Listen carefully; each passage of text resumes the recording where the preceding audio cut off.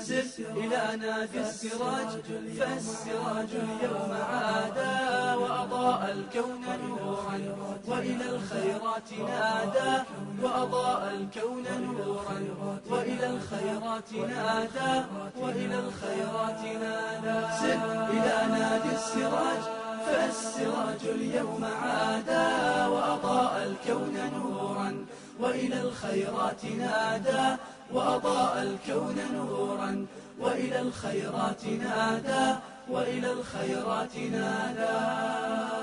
Chers frères, chères sœurs, que la paix de Dieu, sa miséricorde et ses bénédictions soient avec vous et soyez les bienvenus dans ce nouvel épisode.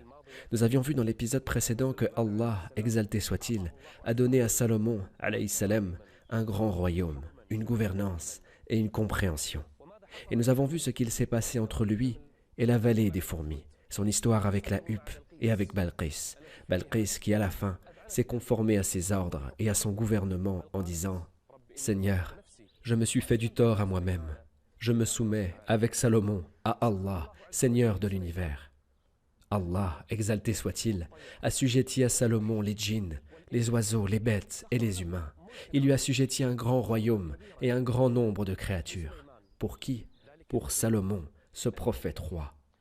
Notre prophète, alayhi salatu wassalam, a dit « Salomon, alayhi salam, avait demandé 3 choses à son Seigneur, et lui exauça 2 souhaits, et lui en refusa 1. Et ces invocations, Salomon, alayhi salam, les a demandées après avoir reconstruit Jérusalem. Elle fut construite sous le règne de Salomon, d'une grande construction. Quand Allah lui donna la force, la royauté, et lui donna les djinns, les démons, les humains, les bêtes, les oiseaux et le vent, il construisit Jérusalem. Quand il finit la construction de Jérusalem, il leva ses mains au ciel et il demanda à son Seigneur 3 choses. Et Allah, exalté soit-il, lui donna 2 choses. Concernant le premier souhait, il dit « Seigneur, je te demande un royaume semblable au tien. » Et Allah le lui donna. Le deuxième souhait fut « Seigneur, fais-moi don d'un royaume tel que nul après moi n'aura de pareil. » Et Allah le lui donna. Quant au troisième souhait, c'était qu'il n'y ait aucune personne qui sorte de chez lui, voulant prier à Jérusalem et ne sortant que pour prier, qui ne reviendra alors sans que ses péchés soient comme le jour où sa mère l'avait mis au monde, c'est-à-dire purifié des péchés et des fautes. Et il lui refusa ce troisième souhait. Notre prophète, alayhi salatu wassalam, a dit « J'espère que cette demande sera pour nous. J'espère que Allah va nous donner cette troisième. » C'est-à-dire qu'il n'y ait aucune personne qui prie à Jérusalem sans qu'il revienne avec ses péchés comme le jour où sa mère l'avait mis au monde. Quelle est cette maison? Quel est cet emplacement? Allah, exalté soit-il, fit comprendre à Salomon et lui donna la sagesse. Un jour, 2 femmes vinrent se plaindre auprès de Salomon, alayhi salam. Les 2 femmes sortirent. Il y en avait une qui était âgée et l'autre qui était plus jeune. Chacune d'elles avait un nourrisson. Elles sortirent toutes les 2 en direction du désert. Et alors qu'elles étaient dans ce désert, un loup les attaqua. Ce loup attaqua l'enfant d'une des 2 femmes. Il le prit et il dévora l'enfant. Un enfant mourut et l'autre survécut. Et les 2 femmes se disputèrent l'enfant qui n'a pas été dévoré. La plus âgée dit « C'est mon fils », alors que la plus jeune dit « C'est mon fils ». Et elles se disputèrent cet enfant. Et elles partirent auprès de qui? Auprès de Salomon. Et quand elles arrivèrent auprès de Salomon, alayhi salam, la plus âgée dit « Ô prophète d'Allah, c'est mon fils ». Et la plus jeune dit « C'est mon fils ». Elles se disputèrent l'enfant. Et Salomon dit « Ramenez-moi un couteau ». Et ses compagnons lui ramenèrent un couteau. « Que vas-tu faire, ô Salomon? Ramenez-moi ce nourrisson. » Et on lui ramena le nourrisson. Et Salomon, alayhi salam, dit « Je vais le couper en 2. Une moitié pour la femme la plus âgée et une autre moitié pour la femme la plus jeune. Que vas-tu faire? Je vais couper l'enfant en 2. Et la femme la plus âgée se tue. Elle avait peur et elle se tue. Quant à la plus jeune, elle a parlé. Elle a dit « Ô prophète d'Allah, donne-lui l'enfant, car il est à elle. » Elle avait peur que l'enfant soit coupé en 2. Et Salomon sut à ce moment-là que la jeune femme était sa mère. Et il lui redonna l'enfant.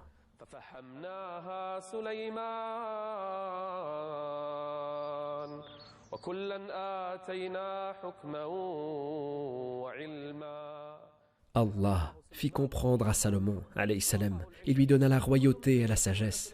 Et nous nous rappelons tous quand Salomon avait été occupé par les chevaux, occupé à un point où il n'avait pas fait sa prière avant le coucher du soleil. Au moment du dîner, Il égorgea les chevaux pour Allah, il les a abattus pour Allah et il les a donnés en aumône aux pauvres et aux nécessiteux. Il a égorgé les chevaux pour qui? Pour Allah. Il les a donnés et Allah l'a compensé. Avec quoi? Le Seigneur, exalté soit-il, l'a compensé en lui donnant le vent.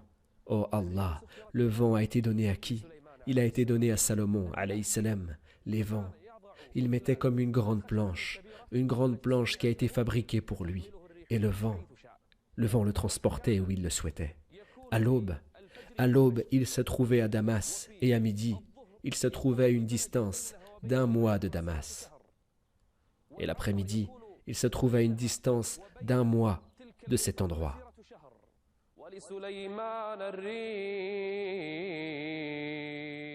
Le vent le transporte dans le ciel et il le transporte à l'endroit où il le souhaite.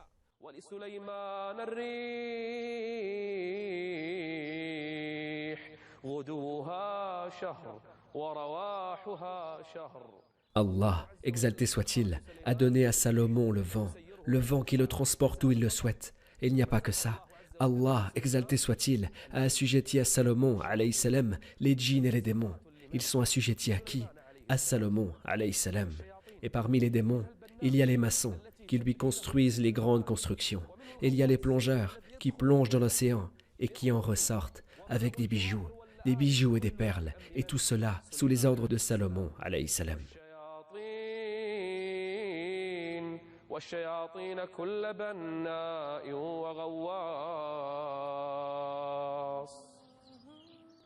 Allah, exalté soit-il, a assujetti à Salomon, alayhi salam, les djinns, les humains, les oiseaux et les bêtes. Tout ce qui est sur terre a été assujetti pour qui? Pour Salomon, alayhi salam. Quel est ce prophète? Il eut un royaume que personne n'eut avant lui et que personne n'aura après lui. C'est Salomon, alayhi salam. Allah aime ses prophètes et il leur donne ce qu'ils veulent. Même les djinns et les démons lui faisaient des choses que personne ne peut imaginer. Les sanctuaires qui sont dans les mosquées, les sanctuaires qui sont dans les maisons, les constructions, les djinns lui faisaient tout cela. Et il n'y a pas que les sanctuaires, il y a aussi les statues, et cela a été permis dans leurs prescriptions religieuses. Même les statues, les djinns les lui faisaient. Les plateaux grands comme des bassins se faisaient construire pour Salomon, alayhi salam, ainsi que des marmites qu'on pose sur la terre, des grandes marmites qu'on ne pourrait porter. On les fixe sur la terre. Il les remplissait de nourriture et il les distribuait aux pauvres et aux nécessiteux.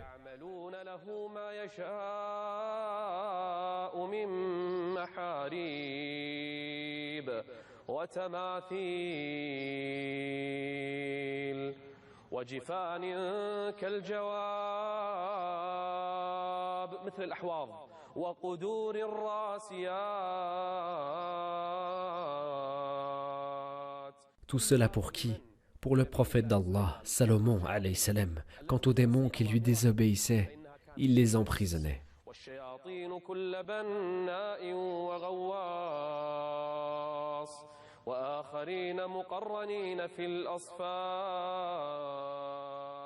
C'est-à-dire que tous ceux qui ont désobéi à Salomon, alayhi salam, étaient attachés à des chaînes.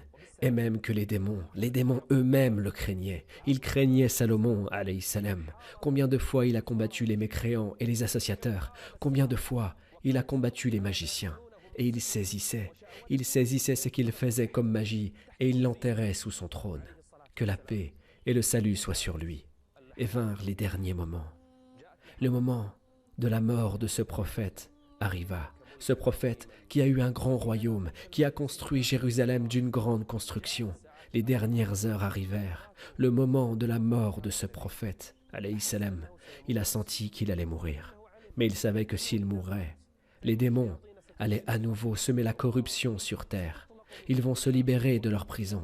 Quand le prophète d'Allah entrait à Jérusalem, les démons avaient peur d'y entrer.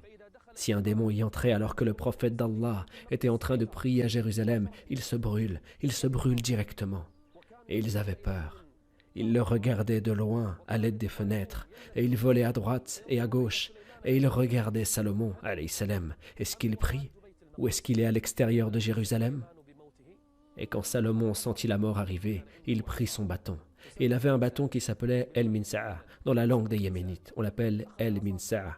Il prit son bâton et il se mit dessus. et il pria Allah, exalté soit-il, à Jérusalem. Quand l'heure de sa mort arriva, il était en train de prier, et Allah, exalté soit-il, a saisi son âme. Il se mit sur son bâton, et il ne tomba pas au sol. Les djinns et les démons pensèrent que Salomon était encore en train de prier, car des fois, il restait des mois à Jérusalem pour prier Allah, exalté soit-il.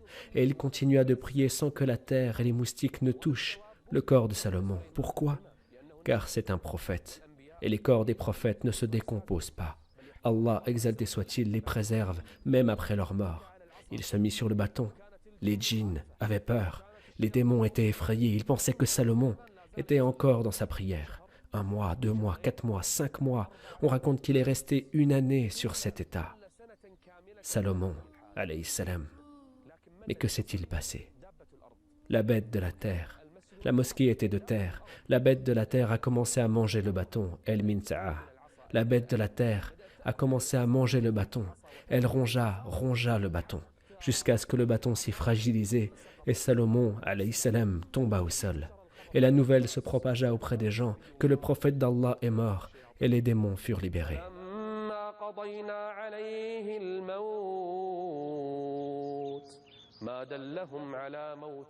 Que qui?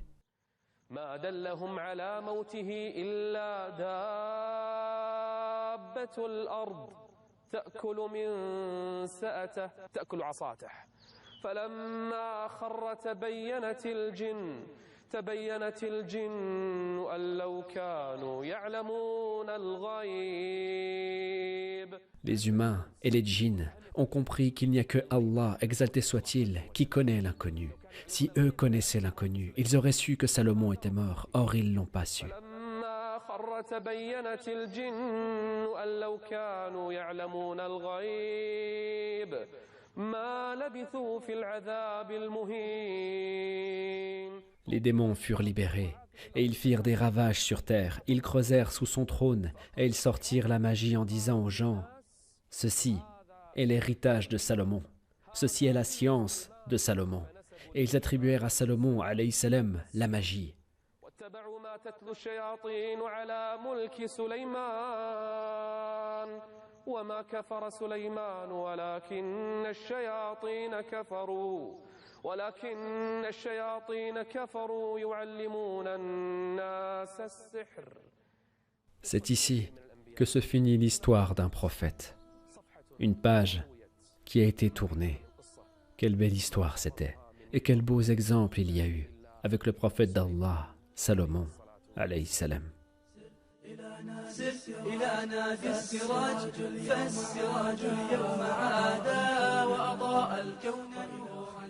Après Salomon, alayhi salam, un nouveau prophète arriva.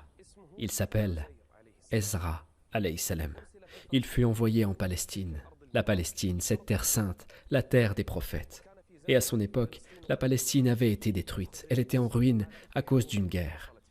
Un jour, Ezra, alayhi salam, partit avec son âne en direction d'une terre. Il partit avec son âne et il transportait avec lui un peu de raisin, un peu de figues, quelques morceaux de pain sec et un peu d'eau. Ezra sortit en direction de cette ferme et il regarda la terre qui avait été détruite, il regarda la terre qui avait été mise en ruine, il regarda autour de lui et il dit dans sa pensée, « Comment Allah va-t-il redonner la vie à celui-ci après sa mort ? Il est difficile et lointain que cette terre soit ressuscitée après sa mort, ressuscitée après qu'elle fut détruite. » Puis, il mit le raisin, après l'avoir pressé, dans un bol. Puis, il ramena les morceaux de pain sec et il les mit dans le jus de raisin, jusqu'à ce que le pain se ramollisse pour qu'il puisse le manger. Et il attacha l'âne près de lui. Puis il se coucha et regarda autour de lui. Comment Allah va-t-il redonner la vie à cette terre? Et l'homme s'endormit. Il dormit à l'heure du midi et se réveilla avant le coucher du soleil.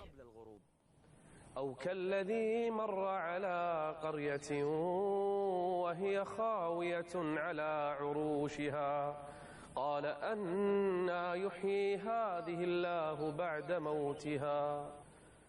Et il se mit à dormir. Il crut qu'il avait dormi moins d'un jour. Et un ange le questionna. « Ô prophète d'Allah, combien de temps as-tu dormi ?» Il dit, « Je suis resté un jour, ou même une partie de la journée. Du midi jusqu'à avant le coucher du soleil, ça fait moins d'une journée. Je n'ai pas dormi un jour.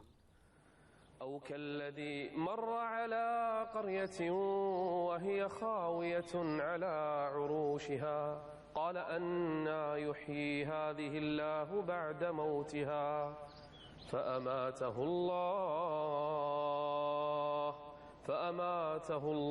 100 عام. Qui a dit au prophète d'Allah qu'il a dormi 100 ans? فأماته الله 100 عام ثم بعثه. Il crut qu'il avait dormi quelques heures, et l'ange le questionna: « Combien de temps as-tu demeuré ici ?» Et il dit: « Une partie de la journée. قال لبثت يوما أو بعض يوم. » Et l'ange lui répondit en disant: قال بل لبثت 100 عام. « Tu as dormi 100 ans, ô prophète d'Allah, et regarde ta nourriture, regarde le raisin, regarde la figue, regarde le pain, regarde la nourriture que tu as laissée depuis 100 ans. Elle n'a pas changé. » Un miracle. فانظر إلى طعامك وشرابك لم يتسن. Elle n'a pas changé. Ezra, alayhi salam, avait un doute, et il lui a dit: « Mais regarde ton âne, regarde ce qui reste de l'âne. Il ne reste que les os. Son corps s'est décomposé. L'âne mourut, et il se décomposa. Il ne resta de lui que des os. » Il dit: « Mais regarde l'âne, et regarde les os de cet âne, comment Allah, exalté soit-il, va les rassembler. » Et Ezra regardait les os qui commençaient à se rassembler, et qui se rassemblent jusqu'à ce que les os de l'âne furent tous rassemblés. Puis, la peau s'accrut sur lui, les chairs et les veines s'accrurent sur lui, tout a commencé à se recomposer, jusqu'à ce que Allah a couvert les os de chair, puis il l'a couvert de peau, puis il l'a couvert de cheveux, jusqu'à ce que le corps fût terminé. L'âne se leva d'un seul coup, et il cria 3 fois en pensant que c'est l'heure du jugement. وانظر إلى حمارك ولنجعلك آية للناس وانظر إلى العظام كيف ننشزها. Comment nous les rassemblons? وانظر إلى العظام كيف ننشزها ثم نكسوها لحما. Le prophète d'Allah, Ezra, alayhi salam, était impressionné. La nourriture n'a pas changé en 100 ans. Et l'âne était décomposé, puis Allah, exalté soit-il, l'a recomposé soudainement devant lui. Puis l'âne se recompose en un nouveau corps. Puis il se lève précipitamment. Qu'est-ce que je suis en train de voir? Qu'est-ce que je suis en train de regarder? Qu'est-ce qui se passe? Ezra, alayhi salam, est étonné par les deux choses. Il est étonné par la nourriture et par l'âne. C'est là que Ezra, alayhi salam, a eu la réponse à la question qu'il avait posée. Comment Allah va-t-il redonner la vie à celui-ci après sa mort? Regarde, ô Ezra, comment Allah, exalté soit-il, a ressuscité l'âne. Quand Ezra l'a vu, il dit: انظر إلى العظام كيف ننشزها ثم نكسوها لحما فلما تبين له قال أعلم أن الله على كل شيء قدير. L'omnipotence d'Allah, exalté soit-il, apparut à Ezra, alayhi salam, et il sut qu'Allah, exalté soit-il, pouvait ressusciter la terre après sa mort, comme il a ressuscité cet âne qui est devant lui. Ezra, alayhi salam, se leva et partit auprès de son peuple pour voir ce qu'il s'est passé durant son sommeil. Ezra, alayhi salam, se dirigea vers son village qu'il avait quitté depuis 100 années. Il vit les maisons qui n'étaient plus comme avant. Il vit les gens qui n'étaient plus comme avant. Gloire à Allah, comment son village s'est transformé. N'est-ce pas toi, ô Ezra, qui a dit en traversant un village désert et dévasté, n'est-ce pas toi qui a dit: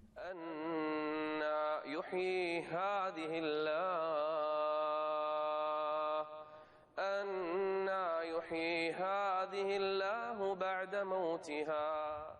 C'est toi, ô Ezra, quand tu as vu ce village dévasté, tu étais surpris, étonné, et tu as nié qu'il allait se remplir après sa mort.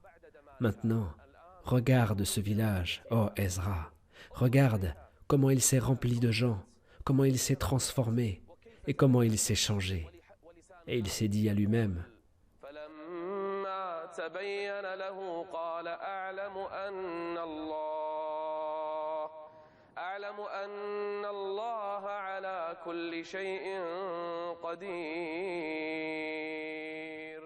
le premier endroit où s'est rendu Ezra, alayhi salam, était son ancienne maison qu'il a quittée depuis 100 années. Il est parti chez lui et la maison n'était plus la même, l'endroit n'était plus le même.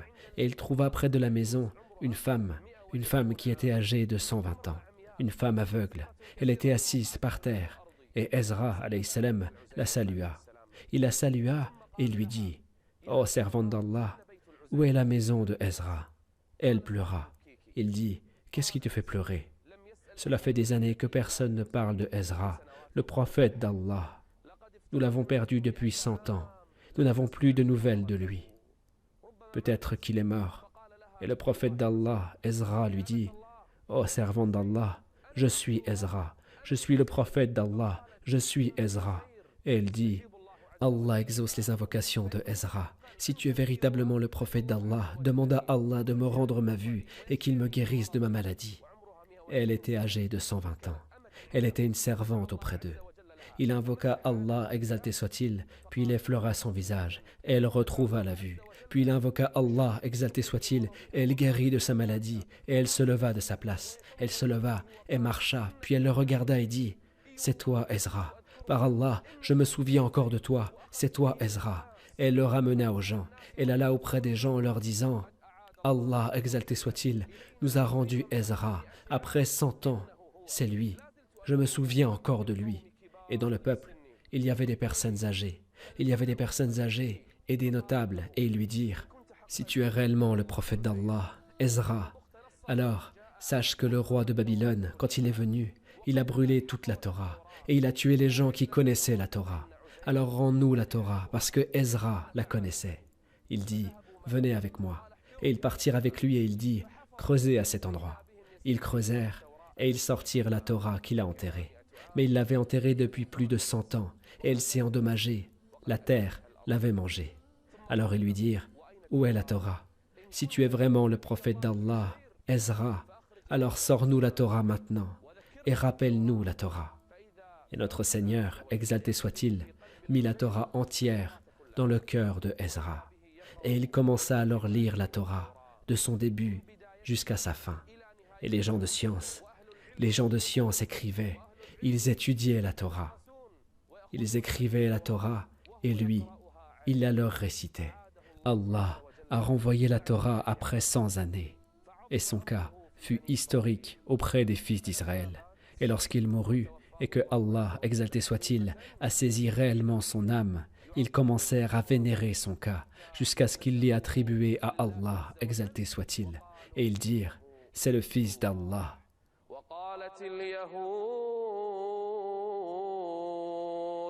وقالت اليهود عزير ابن الله. Ils attribuèrent un enfant à Allah, exalté soit-il. Et Allah n'a jamais engendré, n'a pas été engendré non plus, et nul n'est égal à lui. Les Juifs se sont égarés au sujet de Ezra, et c'est un prophète d'Allah, exalté soit-il. Dans le prochain épisode, avec la permission d'Allah, exalté soit-il, nous allons parler de la dernière ère chez les fils d'Israël. Nous allons parler de 2 prophètes d'Allah, exalté soit-il. C'est Zacharie et Jean-Baptiste, paix soit sur eux. C'est la dernière génération des prophètes des fils d'Israël. Qu'a fait Zacharie et qu'a fait Jean-Baptiste? Quelles sont leurs descriptions? Et qu'est-ce que les Juifs ont fait avec Zacharie et Jean-Baptiste? C'est le sujet de notre discussion avec la permission d'Allah dans le prochain épisode. Je vous laisse à Allah et que la paix et la miséricorde d'Allah et ses bénédictions soient avec vous. Voix Off for Islam existe grâce à vous, grâce à votre contribution, grâce à votre participation.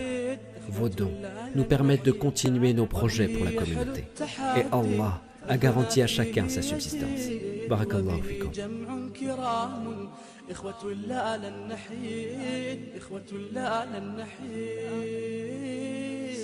إلى نادي السراج فالسراج اليوم عادا وأضاء الكون نورا وإلى الخير